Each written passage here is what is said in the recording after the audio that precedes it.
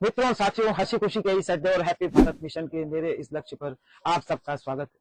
श्री कृष्ण जन्माष्टमी पर आज मैं यशोदा मैया के नंदलाल बाल कृष्ण के जीवन की कहानियां, विशेष लीलाएं जो आपको जाननी चाहिए, आपको इस वीडियो के जरिए उनके बारे में बता रहा हूँ। कृष्ण भक्तों के बारे में बता रहा हूँ। आज के दिन कृष्ण के भक्त बहुत ही खुश रहते हैं। उनमें एक अलग तरह का उत्साह नजर आता है। कृष्ण भक्तों का यह नियम है कि वह भागकर और डरकर कहीं नहीं जाते, क्योंकि कृष्ण उनके गुरु, मित्र और सलाहकार होते हैं और वो हमेशा हर परिस्थिति के सामने खड़े होकर उसका डटकर मुकाबला करते हैं, क्योंकि उन्हें अपने कृष्ण कन्हैया पर भरोसा होता है। और वास्तव में उनसे जुड़ने के बाद इस भरोसे का अनुभव भी होने लगता है।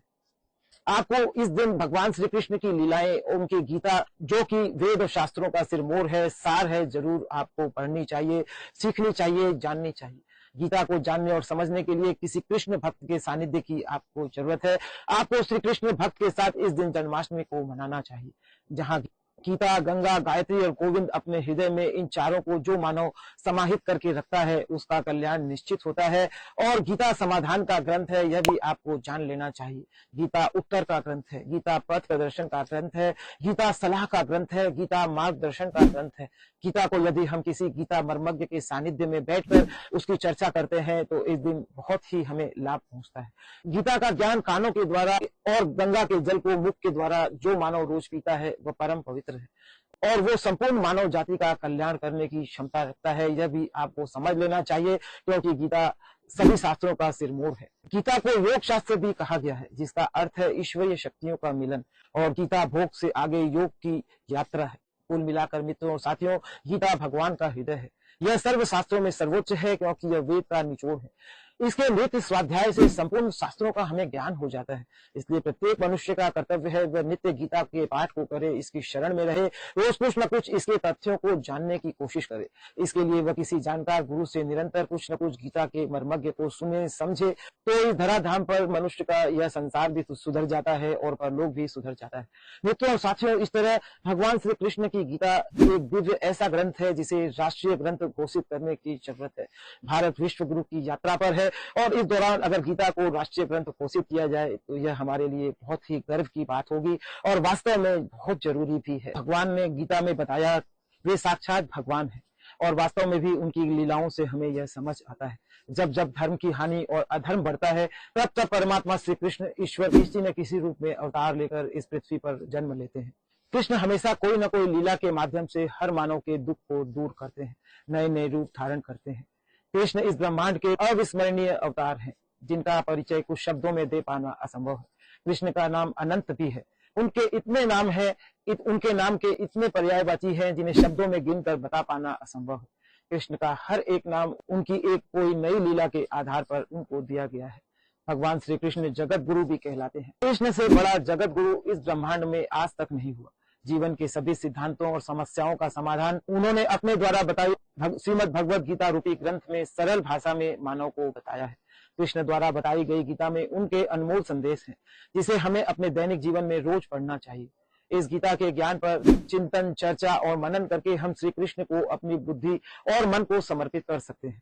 गीता के अनेकों रहस्य हैं। गीता के पास अपनी चुनौतियों को लेकर समाधान को खोजने के लिए हमें मार्गदर्शन देता है। गीता हमारे शास्त्रों का सिरमौर है।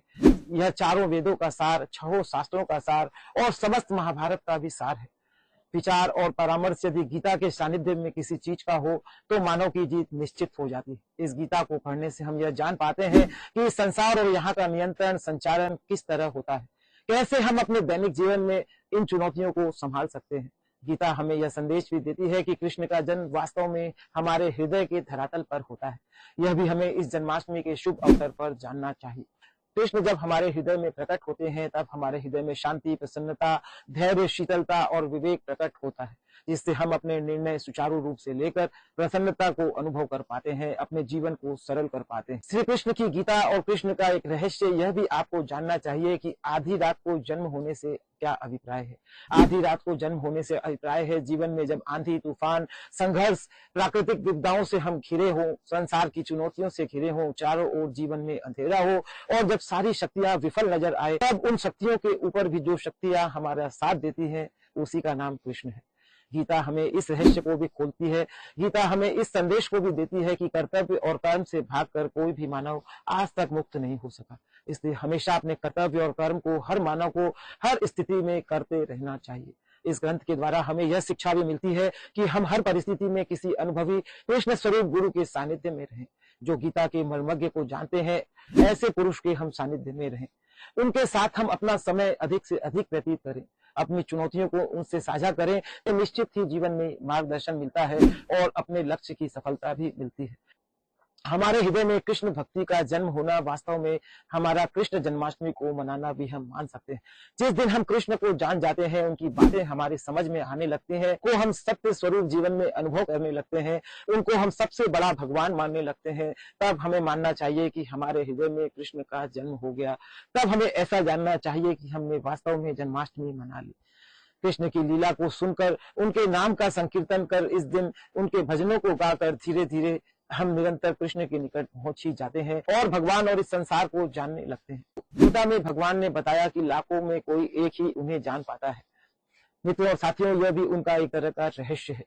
कृष्ण का बांसुरी बजाना भी एक तरह का रहस्य है, जो हमें इस बात का संदेश देता है कि बांसुरी में इतने छिद्र होते हैं, जो यह संदेश देता है कि जिस तरह हमारे जीवन में संघर्ष होते हैं, इन सबको एक साथ नियंत्रित करते हुए हमें भी बांसुरी की तरह इस जीवन को बजाना है, सारी स्थितियों से निपटना है और जीवन में हर स्थिति में हमें प्रसन्न रहना है।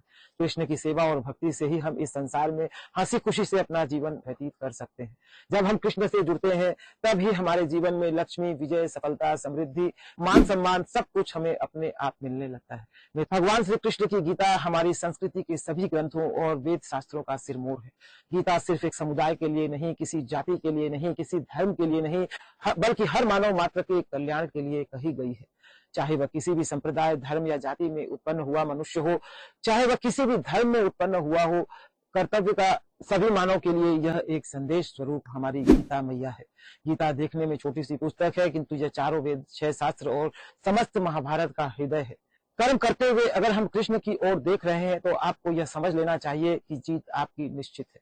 अगर आप कर्म को करते हुए संसार को देख रहे हैं, तो आपकी हार निश्चित है, क्योंकि संसार में सिर्फ दुख है और कृष्ण के पास सिर्फ जीत और खुशियां हैं।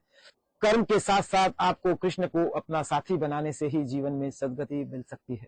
कर्म से भागने वाले को कुछ भी नहीं मिलता, यह भी बात आपको गीता सिखाती है। किसी कायर को भगवान कभी नहीं मिलते, किसी न किसी कर्म करने वाले को ही ईश्वर मिलता है। स्वयं को साधने के लिए संसार से श्रेष्ठ कोई प्रयोगशाला नहीं है, गीता यह भी कहती है। प्रभु का भजन और सेवा करने के लिए हमारे घर से श्रेष्ठ कोई स्थान नहीं, यह भी हमें गीता संदेश देती है। विचार यदि कृष्ण और गीता के सानिध्य में हो, तो जीत हमारी निश्चित है। गीता हमें यह संदेश भी देती है कि जिस दिन हम यह जान लेते हैं कि इस दुनिया में हम क्यों आए हैं, हमारा वही असली जन्म दिवस है, वही हमारा बर्थडे है, वही हमारा असली जन्म दिवस है। वास्तव में उसी दिन श्री कृष्ण की जन्माष्टमी को मनाते हैं। श्रद्धा और भक्ति के साथ अपने मन को उनके चरणों में लगाने से हम जीवन का वास्तविक आनंद ले पाते हैं। कर्तव्य से भागकर इस संसार में कभी कोई मुक्त नहीं हो सकता। कर्तव्य करके ही इस कर्म के जाल से मनुष्य मुक्त हो सकता है। यह भी हमें गीता सिखाती है। मित्रों साथियों, गीता ज्ञान का अपार खजाना है। अगर इसे हम थोड़ी देर रोज पढ़ते हैं, इसके अर्थ को हम थोड़ी देर किसी सदगुरु के माध्यम से सुनते हैं, जो कि आजकल यूट्यूब पे भरपूर मात्रा में उपलब्ध है। आपको 10 मिनट 20 मिनट थोड़ी देर समय देकर यहाँ पर गीता के मर्मज्ञ को, गीता के अद्भुत रहस्य और सूत्रों को जरूर सीखना चाहिए। आपको यह जान लेना चाहिए, अगर आप नित्य गीता पढ़ते हैं और जानते हैं, सीखते हैं, तो आप निश्चित रूप से इस जीवन में कुछ बड़ी उपलब्धि को प्राप्त करेंगे। यह भी गीता से जुड़ने का एक माध्यम है। अंत में योगेश्वर श्री कृष्ण ने कह दिया, यत्र योगेश्वर कृष्णो यत्र पार्थो धनुर्धर यतत्र श्री विजयो भूति ध्रुवा नीति भति मम। जहाँ श्री कृष्ण है, वहीं श्री विजय विभूति है, वहीं समृद्धि, सफलता, खुशी, वैभव सब कुछ वही है। और वास्तव में वहां जो है वो शाश्वत है। बाकी जहां भी आप कुछ देखते हैं वो अनित्य है, वो एक पुण्य के प्रभाव से जमा हुआ है। जहां ही वो पुण्य का बैलेंस खत्म होगा, वहीं वे सब नष्ट हो जाएंगे। ऐसा भी गीता संदेश देती है। भगवान श्री कृष्ण से आपको जो मिलता है वो हमेशा रहने वाला है। गीता से आपको सबसे बड़ा संदेश यही मिलता है कि आपको कृष्ण से कोई न कोई संबंध जोड़ने चाहिए। मित्रों और साथियों, इस जन्माष्टमी के अवसर पर आपको कृष्ण से कोई रिश्ता बनाना चाहिए, क्योंकि द्रौपदी ने जो रिश्ता बनाया उसके प्रभाव से उसके वस्त्र बढ़े, ऐसा आप देख सकते हैं। अर्जुन ने जो मित्रता का रिश्ता कृष्ण से बनाया, उसके प्रभाव से उन्होंने अर्जुन को कदम कदम पर मार्गदर्शन देकर महाभारत जैसे युद्ध में भी विजय दिलाई, पांडवों को पुनः उनका राज्य दिलाया। इस तरह मित्रों और साथियों, कृष्ण के जीवन से हमें बहुत कुछ सीखना चाहिए और इस जन्माष्टमी के शुभ अवसर पर आपको श्री कृष्ण से कोई न कोई रिश्ता जरूर बनाना चाहिए। धन्यवाद। Thank you.